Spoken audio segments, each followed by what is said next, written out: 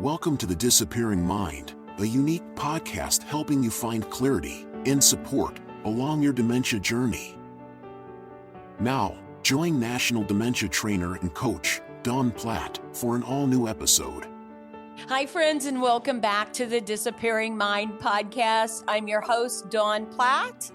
Our last episode, we had my colleague and friend, Tamara Bowen, and we talked about the benefits of fitness for seniors, including those living with dementia, how movement can benefit the body and brain. Today, we're continuing that conversation, but taking a closer look at nutrition and brain-healthy meal planning, two sides of the same coin. And we're going to do that with Tamara Bowen. Welcome to the podcast, Tamara. Thank you so much, Dawn. It's a pleasure being with you. Well, I'm thrilled that you have joined me again. You are someone that has worked with seniors for many years. You are not a nutritionist or a dietitian, but she is a fitness expert who lives and practices a healthy lifestyle herself. And I'm going to ask her to talk a little bit about what she does all the time. But over the years, she's built wellness and lifestyle programs for seniors nationwide, including fitness initiatives, healthy dining programs, and senior-centered activities that make it easier for older adults to embrace a healthier life. Tamara, you love this. You live this. I have gone to dinner with you. I've heard what you're doing in the morning. Tell us how you live your lifestyle. I know that you think everybody does, but we don't.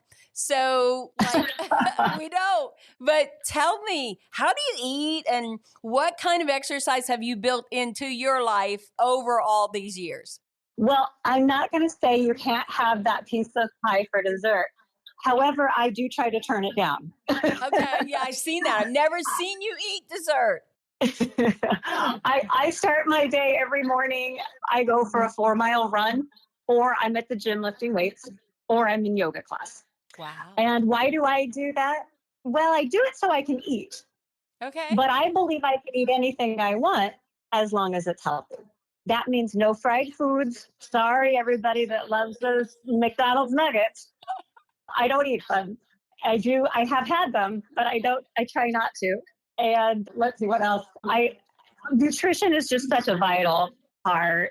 No processed foods, watch the sugar, things like that. Very simple things. That's how I live my life. I love it. And then I feel better. I love it. I love it. I'm going to mimic you. But one of the key messages that we want to share today, and Tamara talks about all the time, is it's never too late to get healthy. Whether you're 60, 70, or 90, there are ways to make meaningful changes that improve both physical and cognitive health. And for those living in senior communities, there's often a great support system and access to programs that are already built for you, from healthy dining options to fitness classes, state-of-the-art equipment, which Tamara is an expert in equipment, designed to keep residents and those of us who are aging engaged, active, and thriving. So, Tamara, wow, that's a lot to unpack. How many years and how many different people have you worked with to create senior fitness in your career? Oh my goodness, Dawn. I've been in the industry for 20 years. Wow. It was really when I started working in the communities that I tried to make changes in our residents' diet habits relating to nutrition. And that's really easy to do if you're an activities director, because people will come to any activity if you serve food. And everybody loves food. And you can make healthy food delicious. So when you're bringing them to your classes, or when you're bringing them to your activities, and you're serving these healthy snacks or nutritious meals, and they're enjoying it, they actually want to know more about it. How did you make that? Can I have the recipe? So those are really simple ways to get our residents involved in healthy eating. A lot of our dining menus have healthy options on them, always. A grilled selection instead of a fried selection. We had a whole class one time on olive oils versus butter. And that community had to make sure they had olive oil on every table. They were really upset with me. But we changed the way people saw dining. Well, here on the Disappearing Mind podcast, obviously, we're all about the dementia journey, educating, training, bringing good information to caregivers and those living with the disease alike. But I want to dig into why nutrition matters for seniors with dementia. And of course, it could be seniors without dementia as well. But Tamara, why is nutrition so important for seniors? And how have you seen it impact overall health, especially those possibly living with cognitive decline? Oh, absolutely. Nutrition is critical for cognition. It provides the brain with those essential building blocks for neurotransmitter production, energy, structural integrity. If you have a diet that's rich in whole, unprocessed foods, healthy fat, antioxidants, support brain health, improves memory, attention, and learning ability. A steady supply of glucose from a healthy carbohydrate helps maintain focus and attention. Rapid sugar spikes can lead to dips in attentiveness. Diets that are high in processed foods cause inflammation, harmful to the brain, and link to cognitive decline. Nutrition, particularly like omega-3s, supports neuroplasticity, the brain's ability to form new neural connections and adapt. Now, if you look at a poor diet, and I have my mother that I can use as an example of this, a poor diet has been linked to fatigue, memory loss, decreased attention, and impaired executive function. So if your diet is lacking those essential nutrients, you have a higher risk of depression, anxiety, and inadequate nutrition can lead to structural changes in the brain, which increases the risk of age-related cognitive decline. And that's what we want to avoid. Absolutely. And that's proven in all the statistics that we see across the board. You've worked in senior living communities for a number of years. Talk about some of the complications of poor nutrition that you've experienced with aging adults and how diet and nutrition can really be a game changer for us. I know that with my experience, I've seen people move in with huge nutritional deficits, and I've seen their health turn around just by having regular meals. Talk a little bit about what you've seen over the years with seniors who may not eat as well as they used to simply because they're lonely or perhaps they're a widower. Talk about that some. Absolutely. I have witnessed that, Dawn. And because of that, I started a class in one of my communities called What's Cooking to teach our residents how to cook healthy for themselves as a single person in their apartment, or even if their family comes to visit them. Mm-hmm. And the reason I started that is I saw a couple of ladies that were coming to fitness class. They'd have a cup of coffee and a cigarette before the class, and they'd have a cup of coffee and a cigarette after the class. Well, that's not helping. If you're going to the physical fitness class and then you're not nourishing your body, it's like not putting gas in your car. It is so important. That's why we do the things that we do in the communities. We try to provide our residents with less sugar. We try to provide them with less processed foods. We try to educate them and get them active. We know as people get older and perhaps are separated from family, or like I said before, a widower, sometimes they don't eat well, especially if it's been a part of social life or social gatherings. And food time with family is social, right? That changes as we get older and perhaps we don't live in that environment anymore. How have you seen that change when seniors have come and have that opportunity to engage socially? I mean, it is a social event to eat something with someone else, have a nice conversation, but how impactful is that for people? Oh, so important. Food brings people together. Food creates joy and food creates memories. So yes, I remember the story of one resident. He lost his wife and he wasn't coming out of his apartment. And when I did visit him, I could tell nutritionally he was not doing well. He had fogginess. He was getting thin. You can tell in a person's skin and face. What we did, we invited him to start, he loved to dance. So we invited him to start coming to the dance class that we had. And at the dance class, we would serve healthy meals. Now, you talked about socialization. Well, there was a new woman that moved into the community, and she was going to the dance class, and she was a widower also. And all of a sudden, the socialization of dancing with this woman and then the socialization of staying afterward to have the healthy food, snacks, and drinks that we serve brought this man out of his shell. And he ended up picking up his heels at every dance. And he was fueling his body so that he had the energy to keep up with this young woman. And it was a life-changing experience. We're talking nutrition, socialization, and activity. I love those stories. It's life-changing when you see that happen, and we've seen that happen over and over and over again. Tamara, what role, if any, does hydration play in our health and well-being? Oh my, just as an important of a role as socialization, nutrition, and everything else that we've been discussing.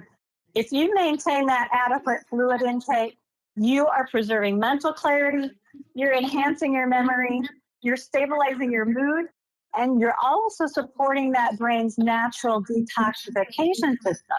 That brain relies on fluid to transport essential nutrients and oxygen to the brain. Fueling that mental energy prevents dysfunction. There you go. I also saw this in my mother, Dawn. Dehydration leads to mental fogginess, difficulty focusing on simple tasks even. And mild dehydration can negatively affect both short-term and long-term memory, and that hinders the ability to recall information. Absolutely. And generally, when we see a change in cognition with someone diagnosed with dementia, the first thing we look for is a urinary tract infection, and we look for dehydration.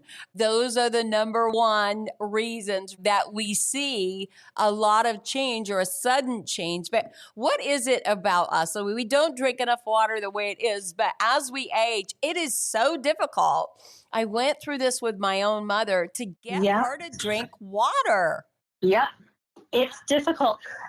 For some reason, and maybe it's the less physical activity, because I do know when I work out more, I'm more thirsty. But as we age, we tend to lose that desire to drink water. My mom, like your mom, she just hated drinking water. One of the things that we do in the communities to combat that is we create hydration stations, and we make flavorful, delicious waters. And maybe we spike them with oranges or strawberries or mint or all of the above. Or cucumber And we have water. those throughout the communities so that the residents can taste the different flavors, and they're taking a cup of water as they walk by. And again, it helps with socialization. So maybe if you're going to take a cup of water, I'll take a cup of water, and we might sit down at the common table and have it together. So if somebody's at home, they could take those same tips, like putting cucumber in the water, putting strawberries in the water, or adding just a tiny, tiny bit of juice to a large amount of water and having something refreshing will really change things up for you. There are many, many tips on getting water in. I know that a lot of us will drink coffee or maybe even we'll drink tea, but that's caffeinated. So we really want some good water, and putting a sprig of mint or a slice of orange in there can really, really change up things for you. And it's something that you can do at home. And it's something that we both highly recommend. I think that's really important. It is the number one thing I think that myself as a dementia coach and practitioner really pushes. And I just see how difficult it can be to get those liquids in to people that I'm working with. But I'd like you to maybe share a story. One of the things I think that both of us do, we've been in the senior living industry a long time. We've worked with seniors, but we've seen some real turnarounds in people that seem to really not be doing well. You mentioned something earlier about depression I want to really talk about and hit on, but Have you literally seen, you have any stories about nutritional deficits and possible confusion and debilitation, those conditions turning around when they come in and have regular healthy meals? I know that I personally have seen people come in and be placed in memory care because they're so confused. And once they have a few weeks of a nutritionally balanced diet, they turn around. The confusion is absolutely gone because they had low sodium, they were dehydrated, they didn't have the nutrition. Any stories like that, Tamara, you'd like to share?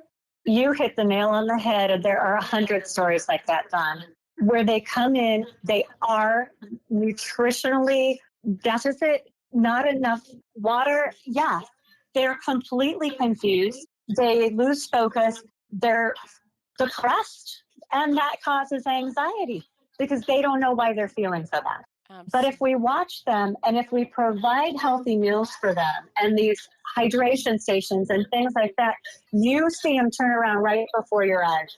All of a sudden, they're attending activities. All of a sudden, they're meeting friends. All of a sudden, they want to lead a class. Like this woman that I had described from one of the communities that got certified in Silver Sneakers and now leads a resident-led fitness program. So important. That is wonderful. And what they eat is so important. Those fresh vegetables and those healthy meal options. And we need to provide that for them. You know, Dawn, when I was working out, I was thinking about your podcast. And I thought, when I drink that water, as I'm working out my body, I look at it as WD-40 on a squeaky door. I am providing fluid to my joints, and I feel better, and I have more energy. Absolutely. And our residents see that too. But it is up to us a lot of times to recognize what you just said. If someone moves into our memory care and we're not recognizing that they're suffering from dehydration or that they're having a nutrition deficit, that's something we have to look for right away, and we do. And then we see the changes as we progress. And people with dementia don't remember that they haven't drank anything. They think they have, or they may assume they have, and the day goes by. So the day goes by and they've had a few sips and they just really haven't done it. Some of the tips we talked about, if you're a caregiver at home, there's still multiple things that you could do as a family. Offer it frequently. Don't offer a large amount. Don't do it in a heavy glass. And for goodness sakes, the new fancy schmoozy drink cups, and I have one. I will not name the brand, but those are too big. Those are too large, and those are too heavy. We can start with a few sips at a time, even in a juice glass or something lightweight, easy to handle.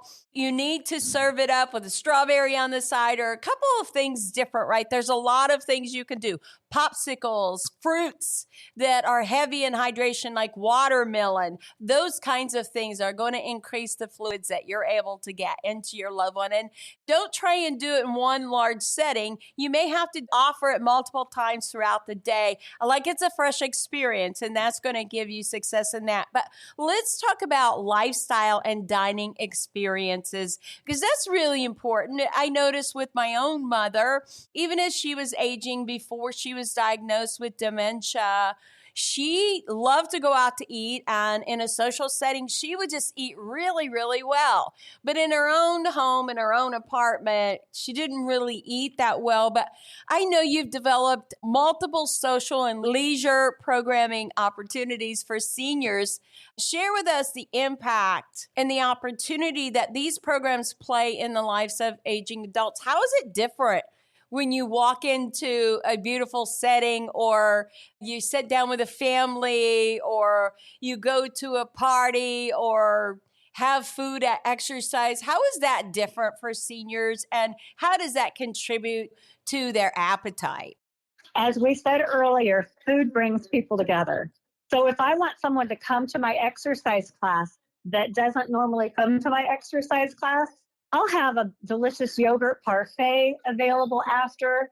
They really love their bagels, but I make them bite-sized so they can come, they can enjoy the activity, and then they socialize after, and then they have their delicious meal. In my What's Cooking class, what we used to do is really share memories, because food brings memories.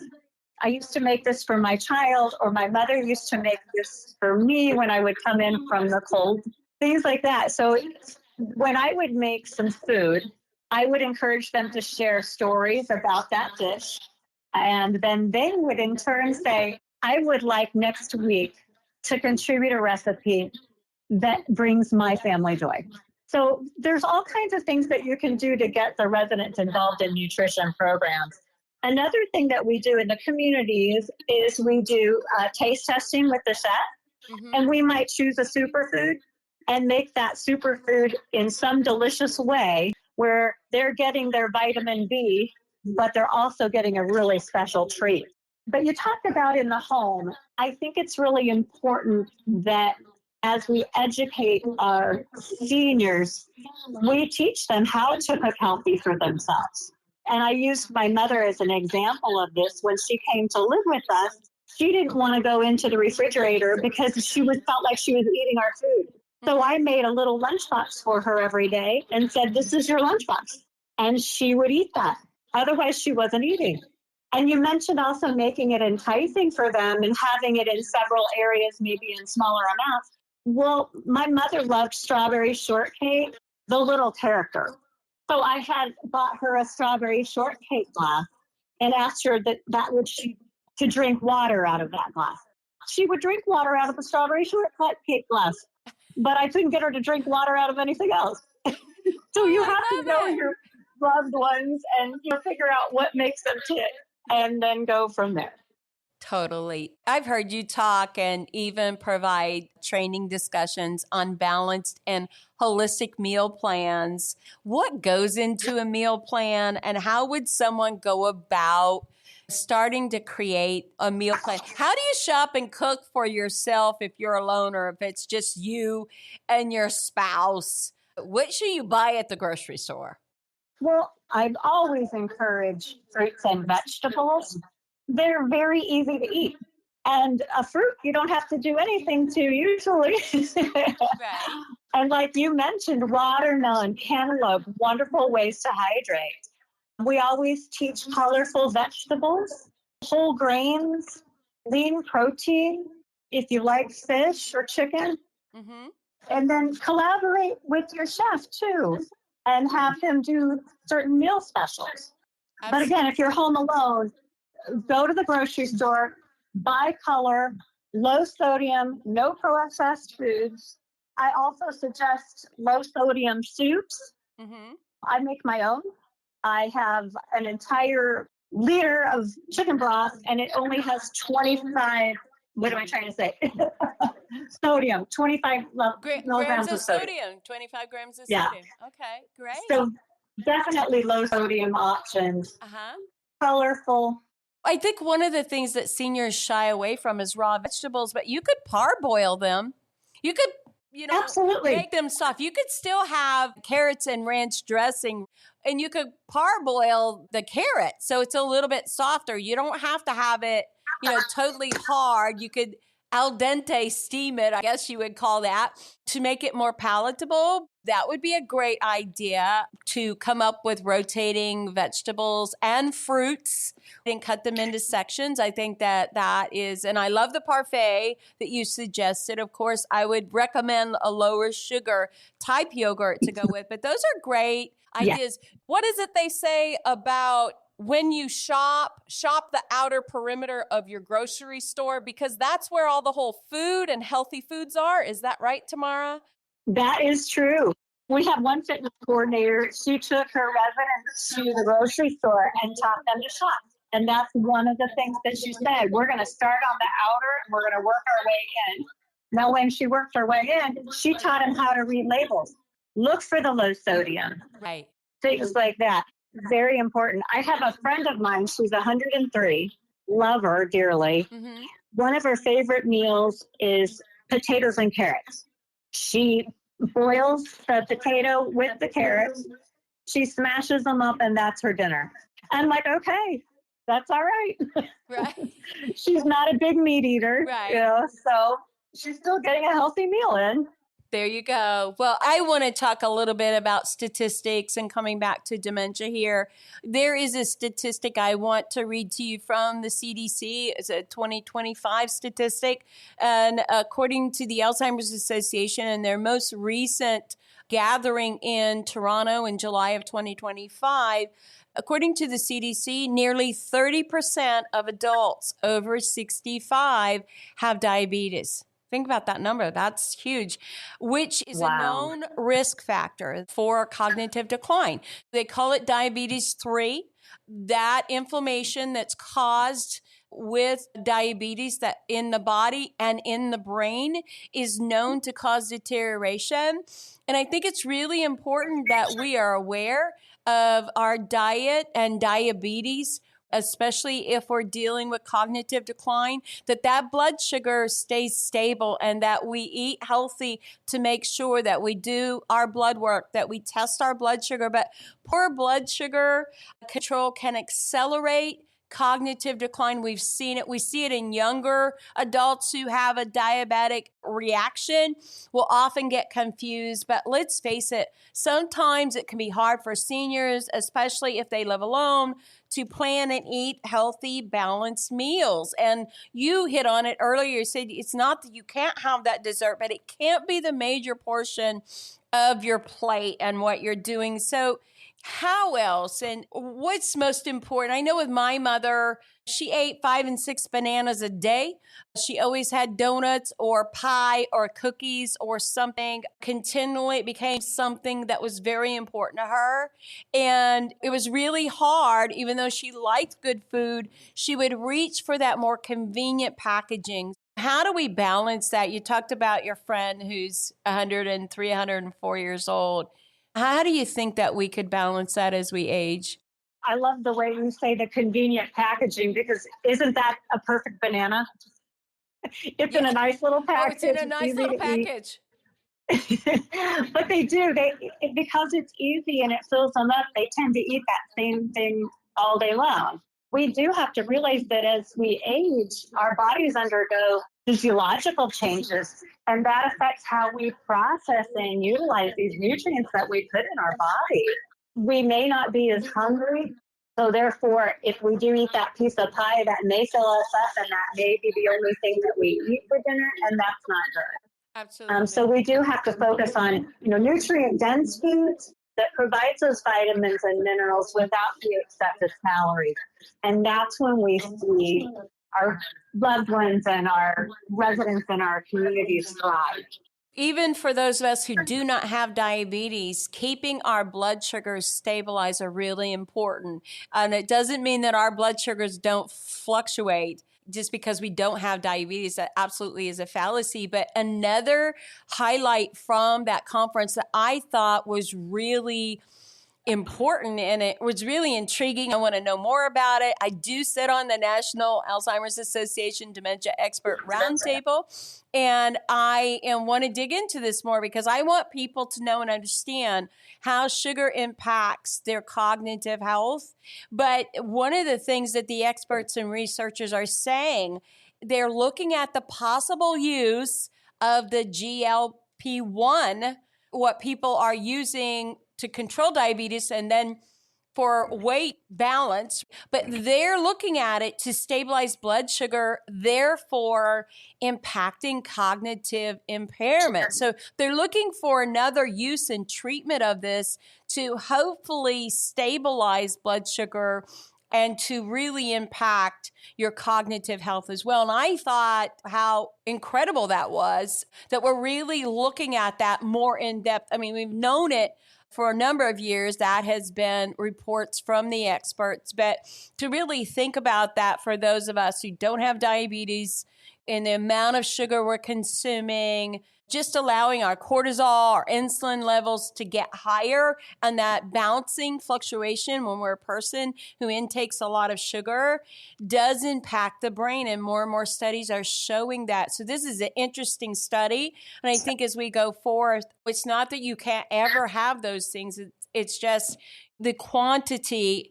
And a lot of the sugars are hidden we don't know how much they're impacting our blood sugar, our glycemic index in our body. So more to come on that. I'm hoping to have the lead physician on the podcast. If I can make that happen, I'm going to do that. So interesting. And Dawn, I'm wondering too, does that help reduce those cravings? Because, sugar has that addictive effect to people. And I think that's part of the problem. Absolutely. And I think that's the hype in and around weight loss is it takes away food noise. If it takes away food noise, that means that it keeps the blood sugar balanced. So you're not having those high spikes and then low and then you want to eat again. So absolutely, that's what it does. And probably even more. I think there are multiple kinds, but I just had never heard it used in association with dementia studies. And so that's exciting to me. I think we're uncovering, there's so much more I'd like to talk about on another podcast of some of the outcomes that were reported from this year's conference. But let's just do one last thing. I want to talk about some practical implementation and takeaways for our audience living at home with or without dementia and perhaps any caregiving. How can individuals, families, or caregivers start integrating today brain healthy meal plans without feeling overwhelmed? I think, as we said, John, with the exercise program, keep it simple. When you shop, as you were saying, focus on those whole foods, fruits, vegetables, lean proteins, fiber-rich foods fill you up. Some people I know cannot have dairy, but it is really important to have that calcium and vitamin D for your bone health. And I think just make small changes. Simple adjustments to your eating patterns lead to an overall benefit because you're going to feel better. And when you feel better, you're going to continue to eat better. And then again, as I was saying about the fitness coordinator that taught the residents how to read labels, stay informed. Know what is a good fat versus a bad fat. In our communities, our chefs are really good about teaching that. Mm-hmm. But if you're at home and you're alone, talk to your family about it. Read it on Google, but stay informed. Absolutely. Tamara, thank you for joining us and walking us through how nutrition, in addition to exercise, can support our health. For our listeners, start with simple changes, as Tamara suggested to us this week, by adding leafy vegetables or berries to a meal plan, planning one nutritious snack, and getting more water. Put some cucumbers and strawberries in it. Every step matters. Any last-minute advice, Tamara, you want to give to our audience? I don't know. I just feel like when you're living solo, you can still eat well. You can still enjoy all of your food. Don't deny yourself, but be cognizant of what you're putting into your body because it is gasoline for your car. Thank you, Tamara. Join us next time as we continue exploring practical ways to support our cognitive and overall health as we walk this dementia journey together. Thank you for supporting and sharing and listening to the Disappearing Mind podcast. I'm your host, Dawn Platt. Please subscribe, share with a friend, and certainly visit our website for our resources and make suggestions or send in your questions you want me to talk about. Until next time, make it a memorable day. Thank you for joining us for the Disappearing Mind podcast. We hope it's helped you find clarity and support along your journey. Be sure to subscribe to never miss an episode, visit our website to suggest future topics, and share the podcast with friends and family.